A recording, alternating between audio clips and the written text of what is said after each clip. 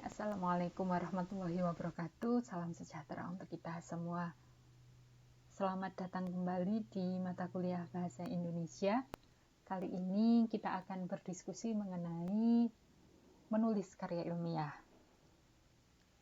Sebelumnya teman-teman sudah membaca mini handout mengenai proses menulis secara umum.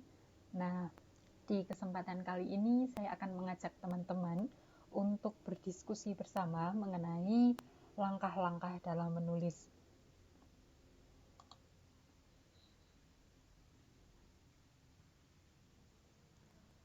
Ketika kita menulis sesuatu, entah itu karya-karya tulis ilmiah ataupun karya yang lain, kita melakukan tahapan-tahapan yang bisa jadi kita laksanakan atau kita lakukan secara sadar maupun tidak.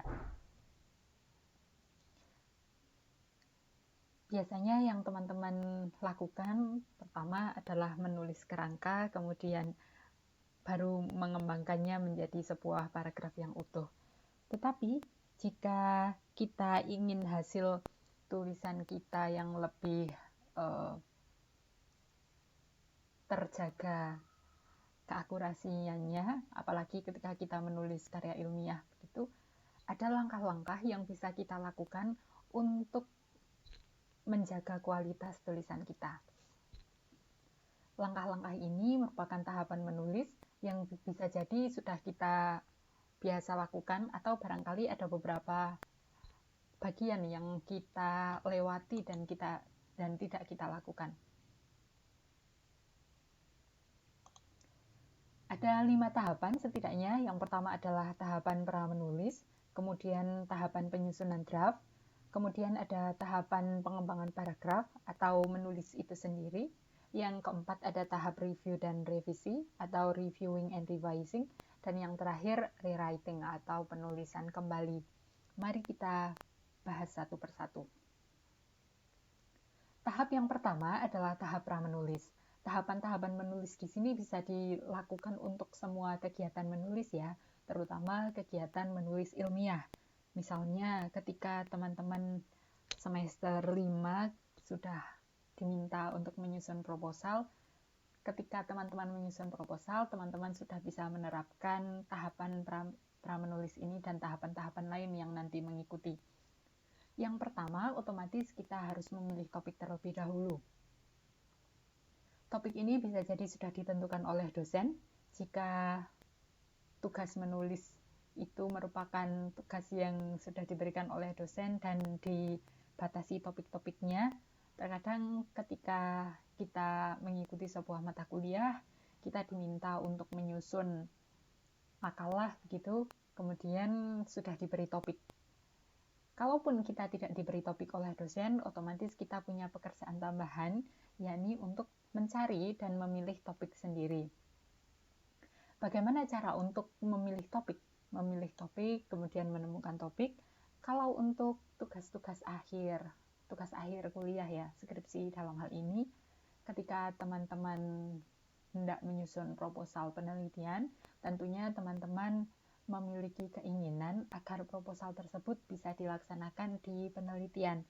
Nah, ketika proposalnya merupakan proposal yang dikehendaki untuk dilaksanakan sebenarnya sebagai penelitian, tentu saja teman-teman harus memilih topik-topik yang teman-teman tertarik di dalamnya. Selain tertarik, topik tersebut juga harus bisa dikerjakan.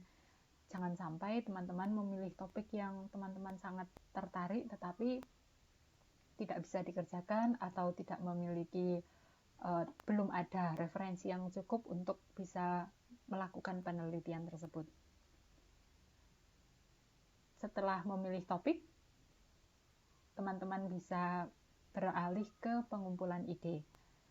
Oh iya, ketika memilih topik, teman-teman bisa mencari di bagian saran, simpulan dan saran skripsi penelitian sebelumnya. Jadi kalau misalnya kita hendak menulis sesuatu dan bingung apa yang harus kita tulis, salah satu langkah yang paling mudah yang bisa kita lakukan adalah dengan pergi ke perpustakaan atau ke digital library, kemudian kita mengakses skripsi tahun paling dekat dengan kita, misalnya di tahun sebelum kita ya, 2019 misalnya, atau mungkin tahun 2020 yang sudah terbit.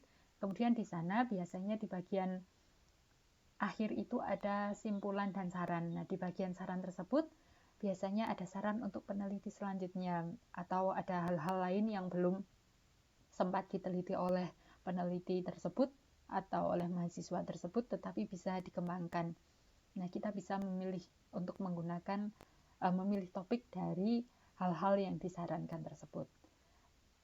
Tahapan selanjutnya adalah pengumpulan ide. Pengumpulan ide ini kita menuliskan semua hal-hal yang kita pikirkan tentang topik tersebut. Jadi dituliskan saja dulu, semuanya dituliskan. Tidak perlu teman-teman, jangan-jangan ini nanti cocok, jangan-jangan nanti tidak cocok.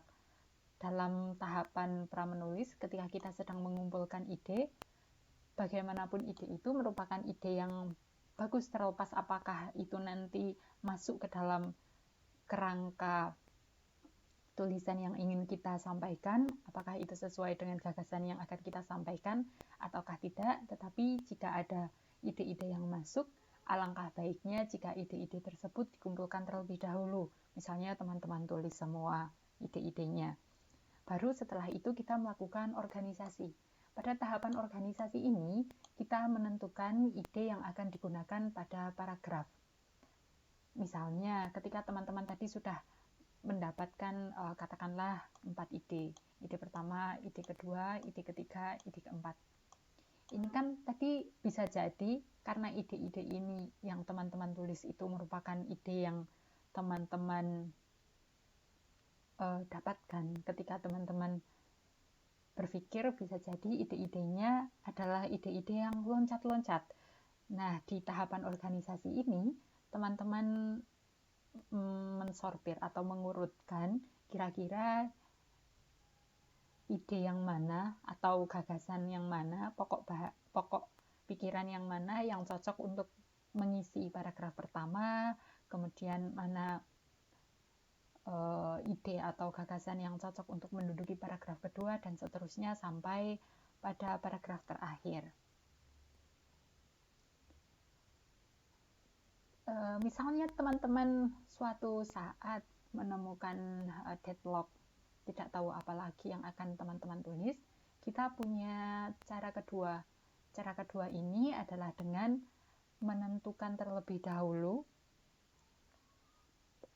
paragraf-paragrafnya. Misalnya paragraf pertama itu saya ingin menyampaikan klasifikasi. Kemudian di paragraf kedua saya ingin menyampaikan penjelasan dari masing-masing klasifikasi. Di paragraf ketiga menjelaskan contoh-contoh.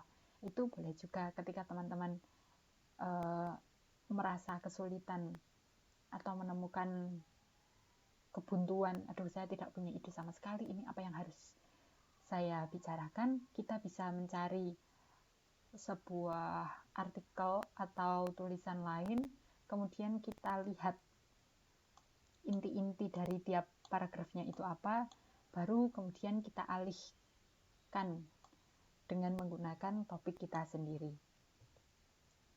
Tahap selanjutnya adalah drafting atau penulisannya. Pada tahapan ini, kita mengembangkan paragraf berdasarkan catatan mengenai ide dan organisasi yang telah ditentukan pada tahapan sebelumnya. Di tahapan sebelumnya itu masih outline ya, atau kerangka. Nah, di tahap drafting ini kita mengembangkan paragraf sesuai dengan kerangka yang sudah kita tulis. Di tahap drafting, teman-teman pasti sudah biasa melakukan kegiatan drafting di setiap penulisan. Kemudian yang selanjutnya adalah tahap review atau reviewing. Pada tahap review atau reviewing ini, kita memeriksa kembali apa yang sudah kita tulis. Misalnya, ada bagian-bagian dari teks yang informasinya harus ditambahkan, atau bagian-bagian yang di dalamnya justru terdapat informasi yang tidak diperlukan. Ketika kita tadi menuliskan semua yang pengembangan gagasan sesuai dengan apa yang ingin kita tuliskan, bisa jadi apa yang kita tuliskan dalam pengembangan paragraf itu tidak sesuai dengan kerangka utama atau melenceng atau tidak selaras dengan apa yang ingin kita sampaikan. Ada informasi-informasi yang terlalu jauh atau bergeser gitu. Ketika kita menemukan informasi-informasi tersebut, berarti informasi tersebut tidak diperlukan dan bisa kita tempatkan di tempat tertentu. Misalnya kita punya satu dokumen, yang di dokumen tersebut berisi hal-hal yang tidak sesuai dengan teks yang sedang kita tulis, tetapi sebenarnya merupakan hal yang bagus, ide-ide yang bagus, ide yang cemerlang gitu. Kan sayang ya kalau misalnya hasil tulisan itu kita buang begitu saja. Jadi teman-teman bisa menempatkan ke dalam sebuah teks, sebuah dokumen. Di dokumen tersebut nanti suatu saat ketika teman-teman ingin menulis, kemudian teman-teman menemukan deadlock lagi, kita bisa melihat kembali dan kita gunakan ide-ide yang terbuang itu menjadi ide-ide baru bagi tulisan baru. Kita juga bisa melihat informasi-informasi apa yang harus ditambahkan. Ketika kita membaca, kita mencoba mengikuti alur berpikir sebagai pembaca, bisa jadi kita menemukan informasi-informasi yang kurang yang seharusnya ditambahkan. Untuk lebih maksimalnya, ketika tahap review atau reviewing ini, kita melakukan review bersama teman atau orang lain. Karena biasanya ketika kita membaca tulisan kita sendiri, kita cenderung tidak bisa menemukan hal-hal yang kurang efektif, kalimat-kalimat yang kurang efektif, atau ada penjelasan-penjelasan yang kurang jelas.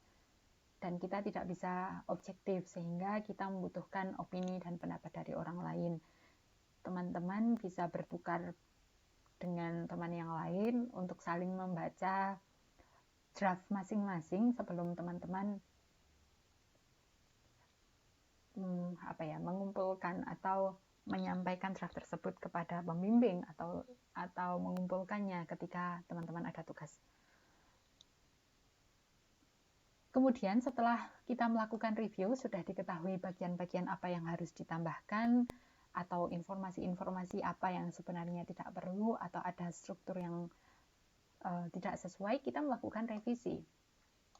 Revisinya bisa berupa revisi struktur maupun revisi konten. Kalau revisi struktur berarti berkaitan dengan organisasi kalimat, apakah kalimat-kalimat yang disusun itu paragraf-paragrafnya sudah sesuai dengan urutan, ataukah sebenarnya paragraf pertama itu harusnya ada di paragraf terakhir atau lain-lain. Yang kedua, revisi konten, ini berkaitan dengan isi, apakah isinya memang sudah sesuai atau belum. Kalaupun belum, berarti isinya atau informasi-informasi yang ada di dalamnya disesuaikan dengan teori-teori terbaru atau keadaan-keadaan yang terbaru dan lain-lain yang berkaitan dengan konten atau substansi teks. Di tahapan terakhir, kita punya rewriting atau menulis ulang.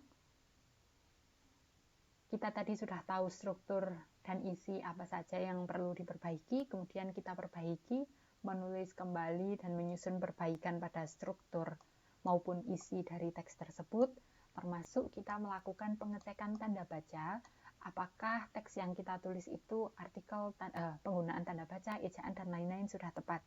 Jadi ketika teman-teman menulis, kita tidak perlu memikirkan tanda baca dan ejaan itu di bagian awal. Karena kadang-kadang kalau kita terlalu fokus di ejaan misalnya, kita sedang menulis, kemudian kita tidak tahu ini harusnya ditulis miring atau tidak ya. Lalu kita berhenti dalam menuangkan ide dan mencoba membuka kamus mungkin atau mengakses kamus online. Ide itu keburu lari sehingga alangkah baiknya kita mengecek tanda baca atau artikel, bagaimana penggunaan huruf miring, huruf kapital, dan cetak tebal itu ketika ada di tahap rewriting. Jadi sudah selesai, isinya sudah, baru kita lihat komponen-komponen tanda bacanya dan lain-lain itu seperti apa, apakah sudah sesuai atau belum. Nah, yang terakhir adalah final correction. Di sini kita membetulkan koreksi-koreksi yang muncul, apakah semuanya itu sudah dibetulkan atau jangan-jangan ada hal-hal yang belum kita betulkan.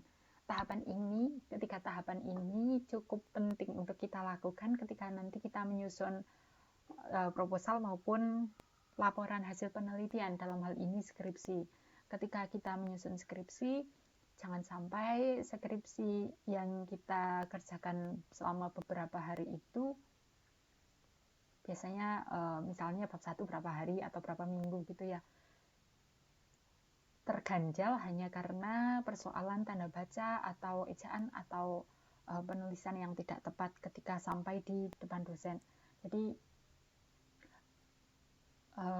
termasuk salah satu misi dari mata kuliah Bahasa Indonesia ini adalah untuk menghilangkan kesalahan-kesalahan yang berkaitan dengan tanda baca, ejaan, dan lain-lain, sehingga ketika nanti teman-teman ada di fase penulisan skripsi atau penulisan tugas akhir, teman-teman berhadapan dengan dosen pembimbing mutlak untuk membicarakan isi dan substansi dari skripsi atau penelitian teman-teman. Kan sayang ya kalau sudah bertemu dengan expertnya atau dengan ahli, dengan pembimbing begitu, kemudian kita berkutat pada ejaan dan tanda baca serta lain-lain. Nah, diharapkan teman-teman ketika nanti sampai pada masanya untuk menyusun skripsi, teman-teman sudah mengoreksi terlebih dahulu tanda baca, ejaan, dan lain-lain sebelum menghadap ke dosen pembimbing. Itu saja yang bisa saya sampaikan. Untuk selanjutnya, pertanyaan bisa disampaikan melalui WhatsApp group atau melalui Google Classroom masing-masing. Terima kasih, semoga hari teman-teman menyenangkan. Mohon maaf atas segala kesalahan. Sampai berjumpa pada kesempatan yang lain. Saya akhiri dan saya tutup. Wassalamualaikum warahmatullahi wabarakatuh.